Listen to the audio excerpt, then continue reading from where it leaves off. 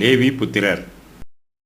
பின்னும் கர்த்தர் சீனாய் வனாந்திரத்தில் மோசேயை நோக்கி, லேவி புத்திரரை அவர்கள் பிதாக்களின் வம்சங்களின்படியே எண்ணுவாயாக. அவர்களில் 1 மாதம் முதல் அதற்கு மேற்பட்ட வயதுள்ள ஆண் பிள்ளைகளையெல்லாம் எண்ணுவாயாக என்றார்.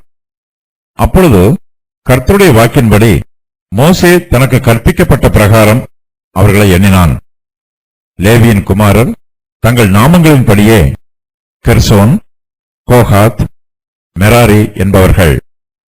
தங்கள் வம்சத்தின்படியே கெர்சோனுடைய குமாரரின் நாமங்கள் லிப்னி, சீமேயி என்பவைகள். தங்கள் வம்சங்களின்படியே கோகாத்துடைய குமாரர் அம்ராம், இத்சேயார், எப்ரோன், ஊசியேல் என்பவர்கள்.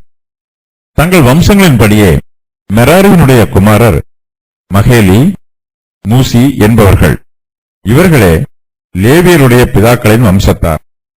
கெர்சோனின் வழியாய் லிப்னியரின் வம்சமும் சீமேயியர் வம்சமும் தோன்றின. இவைகளே கெர்சோனியரின் வம்சங்கள். அவர்களில் 1 மாதம் முதல் அதற்கு மேற்பட்ட வயதுள்ள ஆண் பிள்ளைகளெல்லாம் எண்ணப்பட்டபோது எண்ணப்பட்டவர்கள் 7500 பேராய் இருந்தார்கள். கெர்சோனியரின் வம்சங்கள் வாசஸ்தலத்தின் பின்புறத்தில் மேற்கே பாளையமிறங்க வேண்டும். கெர்சோனியருடைய தகப்பன் வம்சத்துக்கு தலைவன் லாயேலின் குமாரனாகிய எலியாசாப் என்பவன். ஆசரிப்பு கூடாரத்திலே கெர்சோன் புத்திரரின் காவலாவது வாசஸ்தலமும் கூடாரமும் அதன் மூடியும் ஆசரிப்பு கூடார வாசல் மறைவும் வாசஸ்தல தண்டையிலும் பலிபீட தண்டையிலும் சுற்றிலும் இருக்கிற பிரகாரத்தின் தொங்கு திரைகளும் பிரகார வாசல் மூடுதிரையும் அவைகளின் வேலைகளுக்கெல்லாம் உரிய அவைகளின் கயிறுகளுமே. கோகாத்தின் வழியாய் அமிராமியரின் வம்சமும் இத்சேயாரின் வம்சமும் எப்ரோனியரின் வம்சமும் ஊசியேலரின் வம்சமும் தோன்றின. இவைகளே கோகாத்தியரின் வம்சங்கள். 1 மாதம் முதல் அதற்கு மேற்பட்ட வயதுள்ள ஆண் பிள்ளைகளெல்லாம் எண்ணப்பட்ட போது பரிசுத்த ஸ்தலத்துக்குரியவைகளை காப்பவர்கள் 8600 பேராயிருந்தார்கள். கோகாத் புத்திரரின் வம்சங்கள் வாசஸ்தலத்தின் தென்புறமான பக்கத்திலே பாளையமிறங்க வேண்டும். அவர்களின் தலைவன் ஊசியேலின் குமாரனாகிய எல்சாபான். அவர்களுடைய காவலாவது பெட்டியும் மேஜையும் குத்துவிளக்கும் பீடங்களும் ஆராதனைக்கேற்ற பரிசுத்த ஸ்தலத்தின் பணிமுட்டுகளும் தொங்கு திரையும் அதனுடைய எல்லா வேலைகளுக்கும் ஏற்றவைகளுமே. ஆசாரியனாகிய ஆரோனின் குமாரன் எலெயாசார் என்பவன் லேவியருடைய தலைவர்களுக்கு தலைவனாய் பரிசுத்த ஸ்தலத்தை காவல் காக்கிறவர்களுக்கு விசாரிப்புக்காரனாய் இருக்க வேண்டும். மெராரியின் வழியாய் மகேலியரின் வம்சமும் மூசியரின் வம்சமும் தோன்றின. இவைகளே மெராரியின் வம்சங்கள். அவர்களில் 1 மாதம் முதல் அதற்கு மேற்பட்ட வயதுள்ள ஆண் பிள்ளைகளெல்லாம் எண்ணப்பட்ட போது எண்ணப்பட்டவர்கள் 6200 பேராய் இருந்தார்கள். அபியாயேலின் குமாரனாகிய சூரியேல் என்பவன் அவர்களுக்கு தலைவனாய் இருந்தான். இவர்கள் வாசஸ்தலத்தின் வடபுறமான பக்கத்தில் பாளையமிறங்க வேண்டும். அவர்களுடைய காவல் விசாரிப்பாவது வாசஸ்தலத்தின் பலகைகளும் தாழ்பால்களும் தூண்களும் பாதங்களும் அதனுடைய எல்லா பணிமுட்டுகளும் அதற்கு அடுத்தவைகள் அனைத்தும் சுற்றுப்பிரகாரத்தின் தூண்களும் அவைகளின் பாதங்களும் முளைகளும் கயிறுகளுமே. ஆசரிப்பு கூடாரமாகிய வாசஸ்தலத்துக்கு முன்பாக சூரியன் உதிக்கும் கீழ்ப்புறத்திலே மோசேயும் ஆரோனும் அவன் குமாரரும் கூடாரங்களை போட்டு இறங்கி இஸ்ரவேல் புத்திரரின் காவலுக்கு பதிலாக பரிசுத்த ஸ்தலத்தை காவல் காக்க வேண்டும். வாசஸ்தலத்தில் சேருகிற அந்நியன் கொலை செய்யப்பட கடவன். மோசேயும் ஆரோனும் கர்த்தருடைய வாக்கின்படி லேவியரில் 1 மாதம் முதல் அதற்கு மேற்பட்ட வயதுள்ள ஆண் பிள்ளைகளையெல்லாம் அவருடைய வம்சங்களின்படியே எண்ணினார்கள். அவர்கள் 22000 பேராய் இருந்தார்கள். கர்த்தர் லேவியரை ஆரோனிடத்திலும் அவருடைய குமாரரிடத்திலும் ஒப்புக் கொடுக்கிறார். அவர்கள் ஆசரிப்பு கூடாரத்திற்கு முன்பாக ஆரோனுடைய காவலையும் இஸ்ரவேல் சபையார் எல்லோருடைய காவலையும் காக்க வேண்டும். அவர்கள் வாசஸ்தலத்தின் பணிவிடை வேலைகளையும் செய்ய வேண்டும். மேலும் அவர்கள் ஆசரிப்பு கூடாரத்தின் தட்டுமுட்டுகள் முதலானவைகளையும் காக்க வேண்டும். கர்த்தர் லேவி கோத்திரத்தாரை ஆரோனிடத்தில் ஒப்பு கொடுத்திருக்கிறார். ஆரோன் கர்த்தருடைய சித்தத்தின் பிரகாரம் லேவியருக்கு ஆசாரிப்பு கூடாரத்திலே பணிவிடைகளை பிரித்து கொடுக்க வேண்டும். ஆரோனும் அவருடைய குமாரரும் தங்களுக்கு நியமிக்கப்பட்டிருக்கிற ஆசாரிய ஊழியத்திலே லேவியரையும் பயன்படுத்தி கொள்ள வேண்டும். கர்த்தர் லேவி புத்திரரை எண்ணி தொகையேற்றுமாறு சொல்லுகிறார்.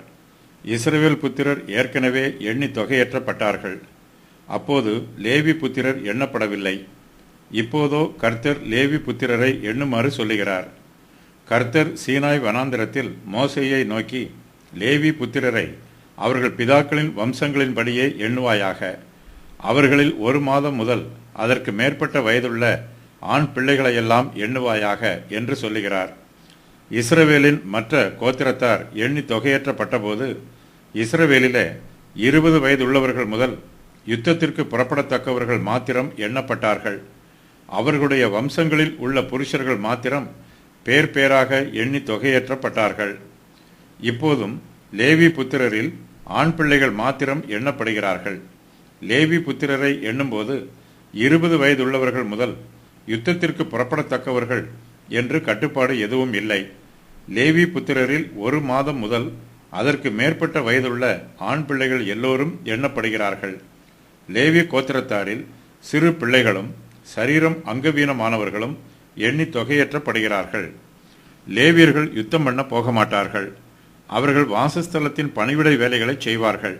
ஆகையினால் யுத்தத்திற்கு போகத்தக்க சரீர பலம் லேவியரிடத்தில் இருக்க வேண்டும் என்னும் அவசியம் இல்லை. அவர்களுக்கு 20 வயது ஆகியிருக்க வேண்டும் என்னும் தேவையும் இல்லாமல் போயிற்று. கர்த்தர் லேவி புத்திரரை அவர்களுடைய பிதாக்களின் வம்சங்களின்படியே எண்ணுமாறு சொல்லுகிறார். 1 மாதம் உள்ள குழந்தையால் வாசஸ்தலத்தின் பணிவிடை வேலைகளை செய்ய முடியாது. லேவி கோத்திரத்தார் மறுபடியுமாக எண்ணப்படுகிறார்கள். அப்போது வாசஸ்தலத்தின் பணிவிடை வேலைகளை செய்யக்கூடியவர்கள் தனியாக எண்ணி தொகையேற்றப்படுகிறார்கள். லேவியருடைய பிதாக்களின் வீட்டு வம்சங்களில் 30 வயது முதல் 50 வயது வரைக்கும் உள்ளவர்கள் ஆசரிப்பு கூடாரத்திலே செய்யும் பணிவிடை வேலைக்கும் சுமையின் வேலைக்கும் உட்படத்தக்கவர்களும் மோசேயினாலும் ஆரோனாலும் இஸ்ரவேலின் பிரபுக்களாலும் எண்ணப்பட்டவர்களும் ஆகிய எல்லாரும் 8580 பேராய் இருந்தார்கள். லேவி கோத்திரத்தார் 3 வம்சங்களாக பிரிக்கப்படுகிறார்கள். லேவியின் குமாரர் தங்கள் நாமங்களின்படியே கெர்சோன், கோகாத், மெராரி என்பவர்கள். லேவியின் 3 குமாரருடைய வம்சத்தின்படியே லேவி கோத்திரத்தார் 3 வம்சங்களாக பிரிக்கப்படுகிறார்கள். ஒவ்வொரு வம்சத்தாரும் பல்வேறு குடும்பங்களாகவும் பிரிக்கப்படுகிறார்கள். தங்கள் வம்சத்தின்படியே கெர்சோனுடைய குமாரரின் நாமங்கள் லிப்னி, சீமேயி என்பவர்கள். தங்கள் வம்சங்களின்படியே கோகாத்துடைய குமாரர் அம்ராம், இத்சேயார், எப்ரோன், ஊசியேல் என்பவர்கள். தங்கள் வம்சங்களின்படியே மெராரியினுடைய குமாரர் மகேலி, மூசி என்பவர்கள். இவர்களே லேவியருடைய பிதாக்களின் வம்சத்தார். லேவியரின் 3 வம்சங்களை பற்றி இங்கு சொல்லப்பட்டிருக்கிறது. அவர்களின் விவரம் வருமாறு: கெர்சோன் புத்திரர், கோகாத் புத்திரர், மெராரி புத்திரர். லேவியருடைய 3 பிதாக்களின் வம்சத்தாரும் இந்த அதிகாரத்தில் தனித்தனியாக சொல்லப்பட்டிருக்கிறார்கள். ஒவ்வொரு பிதாக்களின் வம்சத்தாரை பற்றி சொல்லும்போது அவர்களை பற்றி கீழே கொடுக்கப்பட்டிருக்கும் விவரங்களும் சொல்லப்பட்டிருக்கிறது. எண்ணிக்கை, வம்சங்கள், பாளையம் இறங்கும் இடம், வம்சத்திற்கு தலைவன், வாசஸ்தலத்தின் பணிவிடை. லேவி கோத்திரத்தாரில் 3 வம்சங்களின் பிரகாரம் அவர்களுடைய எண்ணிக்கைகளின் விவரம் வருமாறு: கெர்சோனியரில் அவர்கள் 1 மாதம் முதல் அதற்கு மேற்பட்ட வயதுள்ள ஆண் பிள்ளைகள் எல்லாம் எண்ணப்பட்ட போது எண்ணப்பட்டவர்கள் 7500 பேராய் இருக்கிறார்கள். கோகாத்தியரில் 1 மாதம் முதல் அதற்கு மேற்பட்ட வயதுள்ள ஆண் பிள்ளைகளையெல்லாம் எண்ணப்பட்ட போது பரிசுத்த ஸ்தலத்துக்கு உரியவைகளை காப்பவர்கள் 8600 பேராய் இருக்கிறார்கள். மெராரியரில் 1 மாதம் முதல் அதற்கு மேற்பட்ட வயதுள்ள ஆண் பிள்ளைகளெல்லாம் எண்ணப்பட்ட போது எண்ணப்பட்டவர்கள் 6200 பேராய் இருக்கிறார்கள். லேவியரின் குடும்பத்தார் 3ஆம் முறையாகவும் கடைசி முறையாகவும் இங்கு எண்ணப்படுகிறார்கள். இவர்களுடைய தொகை 22300 பேர். லேவி கோத்திரத்தாரில் 3 வம்சங்களின் பிரகாரம் அவர்களுடைய வம்சங்களின் விவரம் வருமாறு: கெர்சோனின் வழியாய் லிப்னியரின் வம்சமும் சீமேயியர் வம்சமும் தோன்றின. இவைகளே கெர்சோனியரின் வம்சங்கள். கோகாத்தின் வழியாய் அம்ராமேரின் வம்சமும் இத்சேயாரின் வம்சமும் எப்ரோனியரின் வம்சமும் ஊசியேலரின் வம்சமும் தோன்றின. இவைகளே கோகாத்தியரின் வம்சங்கள். மோசே, ஆரோன் ஆகியோரின் தகப்பன் அம்ராம். இவன் லேவியின் குமாரனாகிய கோகாத்தின் குமாரன். கோகாத்திற்கு 4 குமாரர்கள் பிறந்தார்கள். அவர்களின் பெயர் அம்ராம், இத்சேயார், எப்ரோன், ஊசியேல் என்பனவாகும்.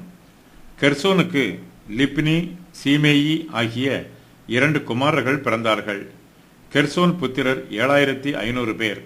கோகாத் புத்திரர் 8600 பேர். மெராரிக்கு மகளி, மூசி ஆகிய 2 குமாரர்கள் பிறந்தார்கள். மெராரியின் புத்திரர் 6200 பேர். லேவியின் குமாரராகிய கோகாத்தின் குடும்பத்தில் இருந்து முதலாவது ஆசாரியர்கள் தெரிந்தெடுக்கப்பட்டார்கள். ஆசாரியனாகிய ஆரோனின் குமாரன் எலெயாசார் என்பவன் லேவியருடைய தலைவர்களுக்கு தலைவனாய் பரிசுத்த ஸ்தலத்தை காவல் காக்கிறவர்களுக்கு விசாரிப்புக்காரனாய் இருக்க வேண்டும். எலெயாசார் கோகாத் புத்திரரின் தலைவன், ஆரோனின் குமாரன். ஆரோன் அம்ராமின் குமாரன்.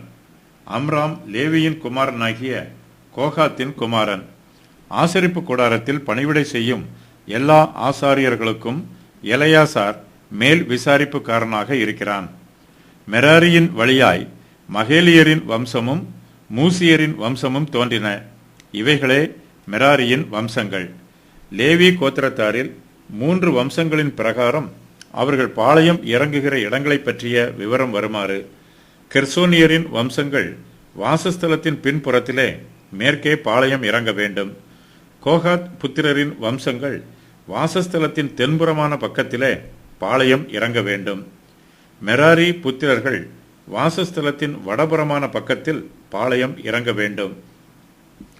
ஆசரிப்பு கூடாரமாகிய வாசஸ்தலத்துக்கு முன்பாக சூரியன் உதிக்கும் கீழ்ப்புறத்திலே மோசேயும் ஆரோனும் அவருடைய குமாரரும் கூடாரங்களை போட்டு பாளையம் இறங்க வேண்டும். இந்த கூடாரங்களில் எத்தனை பேர் இருந்தார்கள் என்று தெரியவில்லை. மோசேயும் ஆரோனும் அவர்களுடைய குடும்பத்தாரும் எல்லா ஆசாரியர்களும் ஆசரிப்பு கூடாரத்தின் வாசலுக்கு கிழக்கு பக்கத்தில் கூடாரம் போட்டு தங்கி இருந்தார்கள். லேவியரில் 300 புருஷர்கள் இந்த கூடாரங்களில் தங்கியிருக்க வேண்டும். லேவி கோத்திரத்தாரில் 3 வம்சங்களின் பிரகாரம் அவர்களுடைய வம்சத்திற்கு தலைவர்களை பற்றிய விவரம் வருமாறு: கெர்சோனின் வழியாய் லிப்னியரின் வம்சமும் சீமேயியர் வம்சமும் தோன்றின. இவைகளே கெர்சோனியரின் வம்சங்கள்.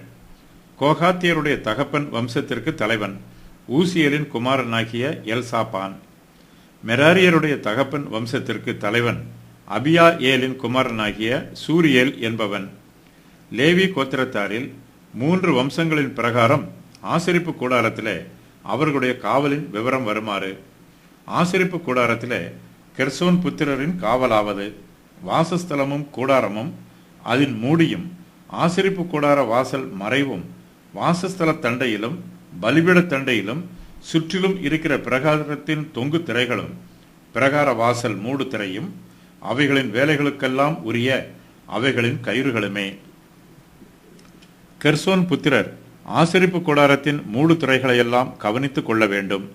ஆசரிப்பு கூடாரத்தின் மெல்லிய நூலால் செய்த திரை வாசஸ்தலத்தின் மேல் கூடாரமாக போடும்படி ஆட்டுமயிரால் செய்யப்பட்ட மூடு திரைகள், சிவப்பு தீர்ந்த ஆட்டுக்கடா தோலினால் கூடாரத்திற்கு போடப்பட்ட மூடியும் அதன் மேல் போடப்பட்ட தகசு தோல் மூடியும் ஆகியவற்றையும் பராமரித்துக் கொள்ள வேண்டும். இவை தவிர வெளிப்பிரகாரத்தின் தொங்கு திரைகள், வாசல் திரைகள், கயிறுகள் ஆகியவற்றையும் பராமரிக்க வேண்டும். இவை கெர்சோன் புத்திரரின் பணிவிடையாகும். ஆசரிப்பு கூடாரத்திலே கோகாத் புத்திரரின் காவலாவது பெட்டியும் மேஜையும் குத்து விளக்கும் பீடங்களும் ஆராதனைக்கேற்ற பரிசுத்த ஸ்தலத்தின் பணிமுட்டுகளும் தொங்கு திரையும் அதனுடைய எல்லா வேலைகளுக்கும் ஏற்றவைகளுமே. 1 மாதம் முதல் அதற்கு மேற்பட்ட வயதுள்ள ஆண் பிள்ளைகள் எல்லாம் இந்த பணிவிடைகளை செய்தார்கள் என்று கூற முடியாது. 30 வயது நிரம்பியவர்கள் மட்டுமே இந்த பணிவிடைகளை செய்ய வேண்டும். முதிர் வயதுடையவர்கள் லேவியருக்கு உதவியாக ஆசரிப்பு கூடாரங்களையும் தங்களுடைய கூடாரங்களையும் சுமப்பதற்கு உதவி புரிந்திருக்கலாம்.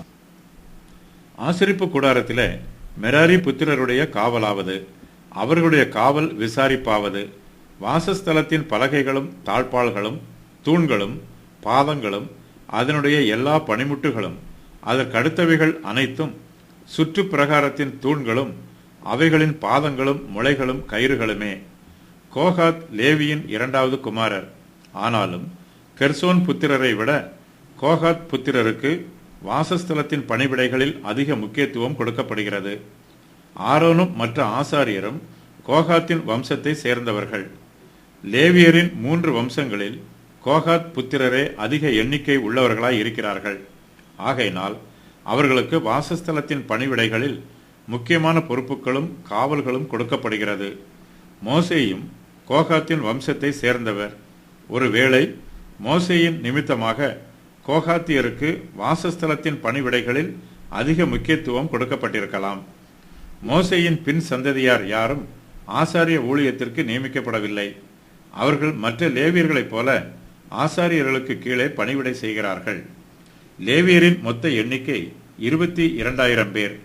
மோசேயும் ஆரோனும் கர்த்தருடைய வாக்கின்படி லேவியரில் 1 மாதம் முதல் அதற்கு மேற்பட்ட வயதுள்ள ஆண் பிள்ளைகளையெல்லாம் அவர்களுடைய வம்சங்களின்படியே எண்ணுகிறார்கள். அவர்கள் 22,000 பேராய் இருக்கிறார்கள். லேவியரின் மொத்த தொகை 22,000. எண்ணாகமம் 3, 22, 28, 34 ஆகிய வசனங்களில் லேவியரின் எண்ணிக்கை 22,300 என்று கூறப்பட்டிருக்கிறது. இவர்களில் கெர்சோனியர் 7,500, கோகாத்தியர் 8,600, மெராரியர் 6,200 பேர்கள். லேவியரில் 300 புருஷர்கள் மோசேயோடும் ஆரோனோடும் ஆசாரிய ஊழியம் செய்து தலைவர்களாக பணிவிடை செய்கிறார்கள். இந்த 300 பேர் எந்த பாளையத்தில் இருந்து வந்தவர்கள் என்று தெரியவில்லை. இந்த 300 பேர்கள் தவிர லேவியரின் எண்ணிக்கை 22,000 ஆகும். இஸ்ரவேலின் மற்ற எல்லா கோத்திரத்தாரை விட லேவி கோத்திரத்தாரே சொற்ப எண்ணிக்கை உள்ள கோத்திரமாய் இருக்கிறார்கள். இஸ்ரவேல் புத்திரர் சீனாய் வனாந்திரத்தில் இருந்து 40 வருஷ காலங்களாக வனாந்திரத்தில் பிரயாணம் பண்ணி கானான் தேசத்திற்கு வருகிறார்கள். லேவியரின் பணிவிடை மிகவும் கடினமானதாக இருந்திருக்கும்.